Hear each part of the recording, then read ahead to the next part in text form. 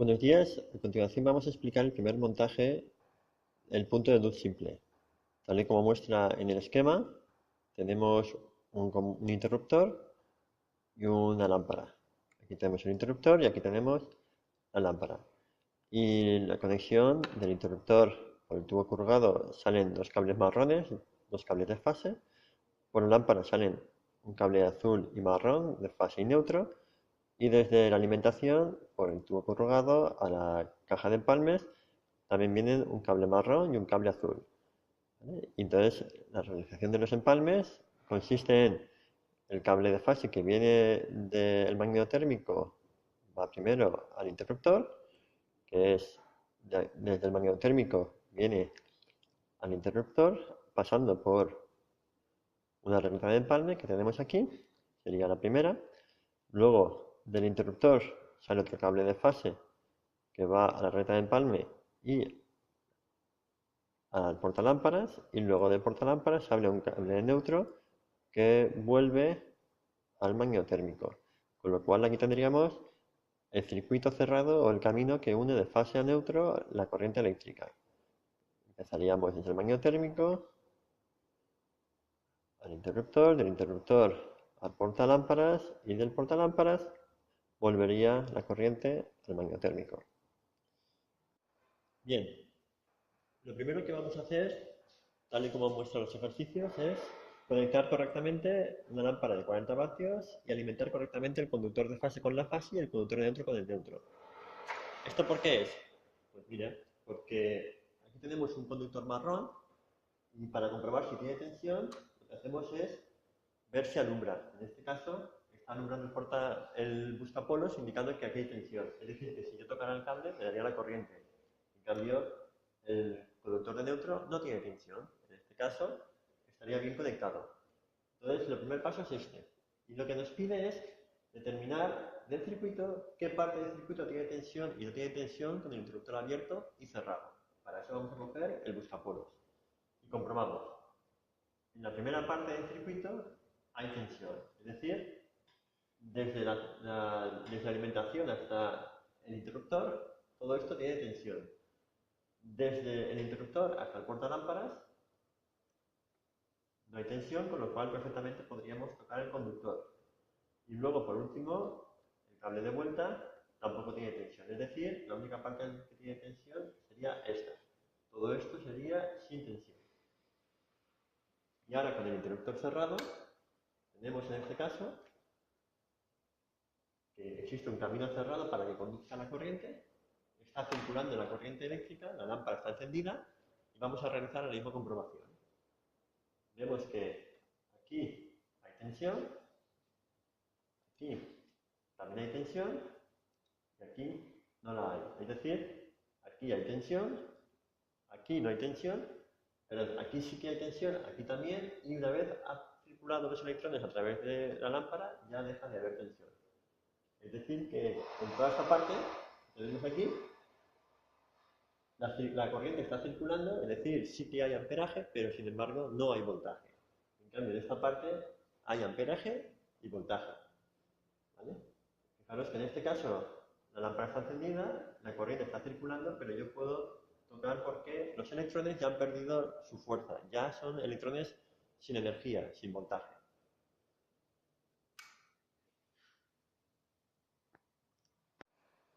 Y ahora vamos a pasar al segundo ejercicio que dice alimenta incorrectamente el circuito. ¿Esto qué significa? Queremos que ahora el cable azul nos llegue tensión y el cable marrón no nos llegue tensión. Bueno, esto se puede hacer fácilmente porque estamos alimentando nuestro circuito desde una toma de corriente, invertimos la polaridad de la toma de corriente y ahora nos encontramos con lo siguiente, que el cable azul sí que tiene tensión y el cable marrón no la tiene. Entonces la pregunta es, ¿qué parte del circuito tendrán tensión primero con el interruptor abierto y segundo con el interruptor cerrado? Con el interruptor abierto empezaríamos el circuito mirando el cable azul que va hasta el portalámparas y obtenemos que sí, tiene tensión. Luego comprobaríamos el cable que va del portalámparas al interruptor y también tiene tensión. Todo esto también tiene tensión. Y por último, el cable que va del interruptor a la alimentación y vemos que esta parte no tiene. Es decir, que en esta situación todo esto tendría tensión y esta parte no tendría. Fijaros que la lámpara está apagada, sin embargo, tanto a un lado como al otro tiene tensión. Si en este momento yo la manipulo, me va a dar la corriente porque ambas partes del circuito tienen tensión. ¿Vale? Ese es el motivo por el que esta forma de conectar un circuito, es decir, interrumpiendo el neutro en vez de la fase, es incorrecto. Bien, y ahora vamos a hacer la segunda parte. Encendemos cerramos el interruptor, encendemos la bombilla y comprobamos qué parte del circuito tiene y no tiene tensión. Empezamos por el principio. Aquí hay tensión en el cable que viene de la alimentación de la lámpara. Sin embargo, ahora ya no hay tensión en el cable que va del portalámparas al interruptor. Y por último, del interruptor hasta el neutro tampoco hay tensión.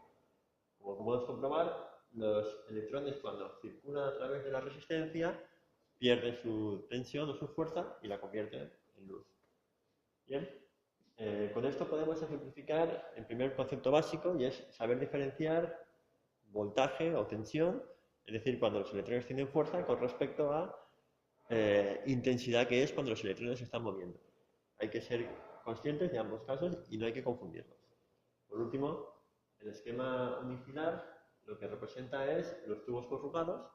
Vemos que tenemos tres tubos corrugados por los que circulan dos cables o por los que hemos instalado dos cables en cada tubo.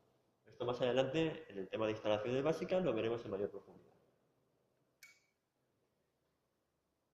En el siguiente ejercicio vamos a hacer uso de un voltímetro.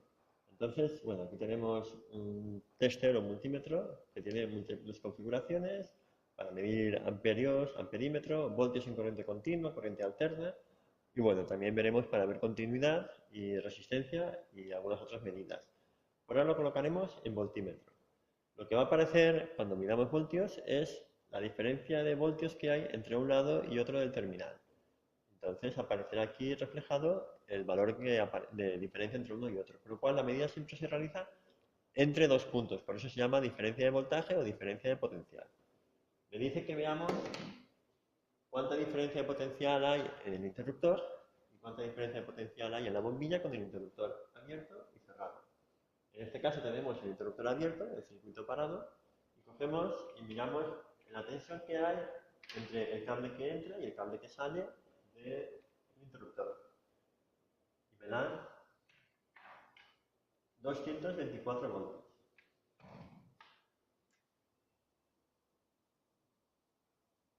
Y hacemos lo mismo con la tensión que hay en la lámpara. La podemos medir aquí o la podemos medir aquí. Me dan 0,00 o 0,01 voltios. Y repetimos la operación ahora con el interruptor cerrado, de forma que la lámpara esté encendida. La tensión que aparece en el interruptor es de 0,0036 o sencillamente 0 voltios.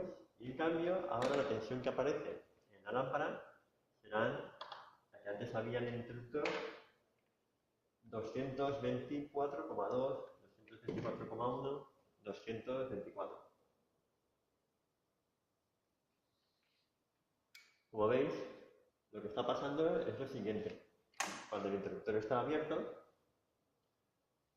¿qué tenemos? Tenemos que todo esto está con tensión y todo esto está sin tensión. Si medimos la diferencia potencial entre antes y después del interruptor, 220 menos 0, 220.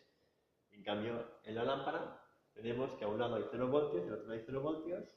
La diferencia de 0 menos 0, 0 voltios.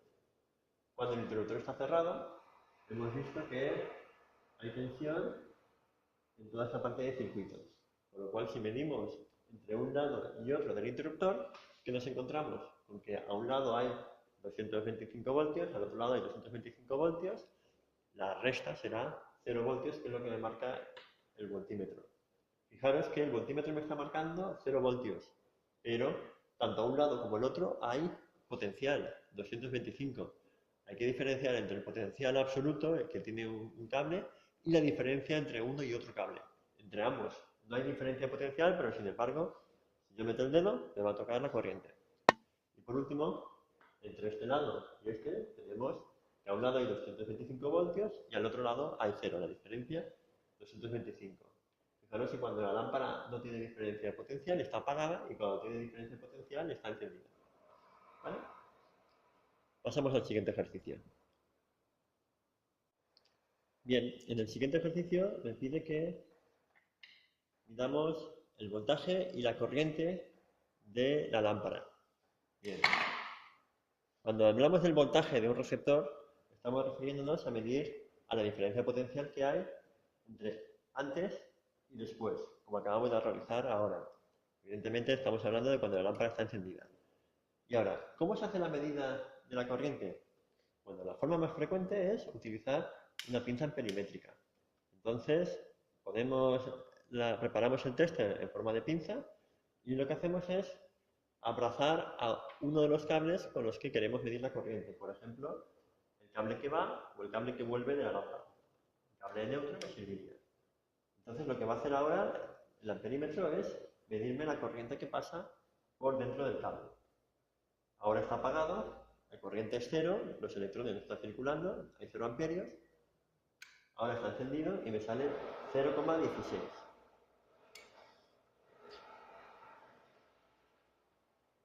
0,16 amperios. Y entonces ahora lo que me dice el ejercicio es que utilice las fórmulas de R igual a V partido I y P igual a V por I para calcular la resistencia y la potencia con una lámpara de 40 vatios. Bien, luego lo que haremos será sustituir una lámpara de 40 vatios por una lámpara que ponga 60 vatios, por ejemplo esta, 230 voltios, 60 vatios, y realizaremos las medidas.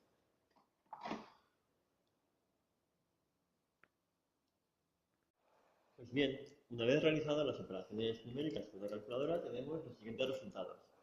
Lo que me dice es que esta lámpara de 40 vatios calculo la potencia como V por I, me sale 36 vatios, es decir que está consumiendo 36 vatios. Aunque en la placa de características o en el frontal de la lámpara marca 40 vatios, realmente está consumiendo un poquito menos.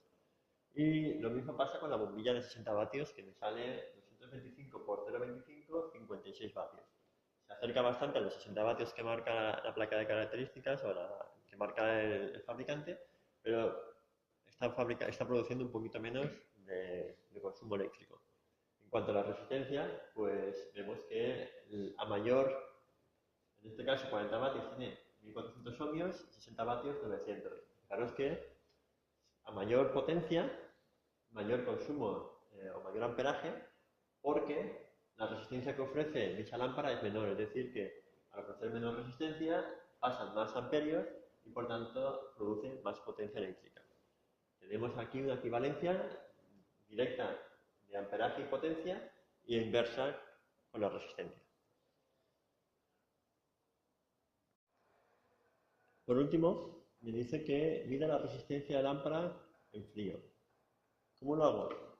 Bueno, cojo y coloco el tester en la posición de ohmímetro o ohmios y siempre sin conectar con el circuito lo que hago es conectar el ohmímetro a un lado y al otro de del receptor. En este caso estoy viendo la resistencia de filamento que me sale 72 ohmios. Voy a escribir.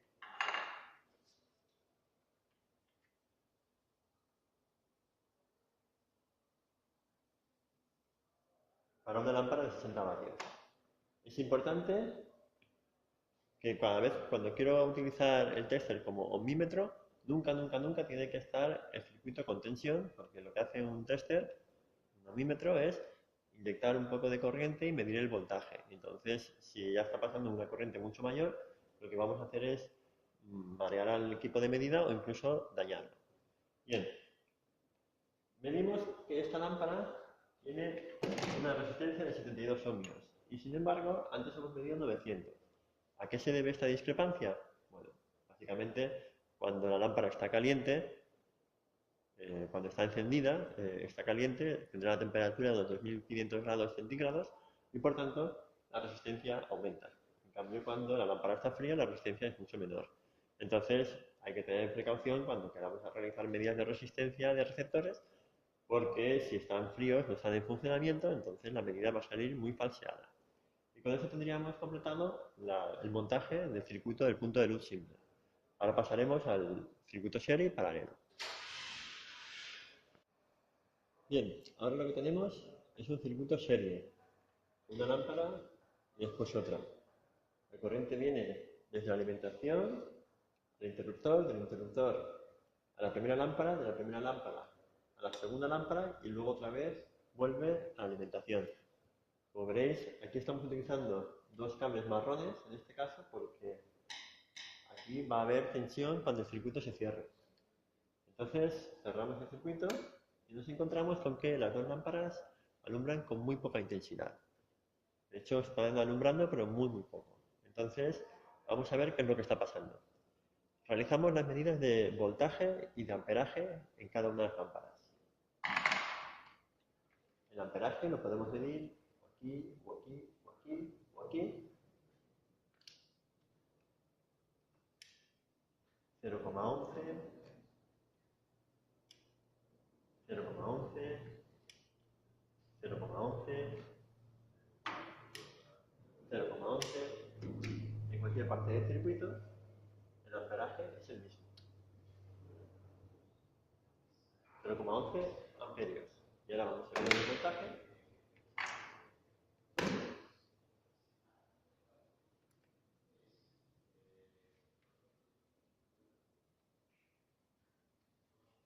En la lámpara número 1 me aparecen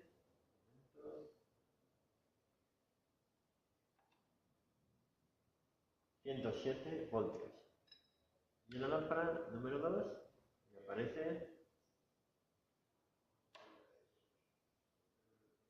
115 voltios.